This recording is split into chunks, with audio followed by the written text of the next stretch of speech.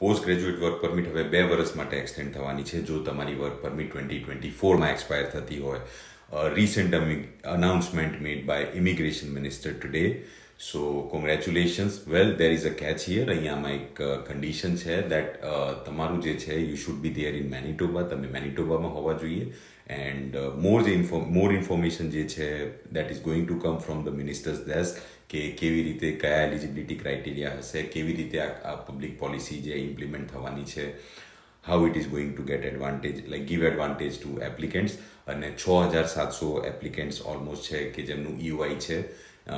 Expected છે કે એ લોકોને 2 વર્ષની PGWP એક્સટેન્શન મળશે under the new public policy. So congratulations everyone. It's a good news. First time immigration મિનિસ્ટરે ઘણા ટાઈમ પછી એક સારા અનાઉન્સમેન્ટ કર્યા છે. So thank you so much for that. And I would request minister that આ જ રીતે ઘણા બધા એપ્લિકેન્ટ્સ છે જે ઓન્ટારિયોમાં છે, બ્રિટિશ કોલંબિયામાં છે, સસ્કેચવાનમાં છે, એલ્બર્ટામાં છે, જે લોકો આ જ કન્ડિશનથી આ જ સિચ્યુએશનમાંથી જઈ રહ્યા છે. So please have a public policy for them as well which can help them to stay here for like 2 years, or if not 2 years, maybe 18 months or even 1 year extension under any of the new public policy. So stay tuned guys and follow us if you would like to get more such information. And congratulations to people who are going to get postgraduate work permit extension in this new public policy. Thank you.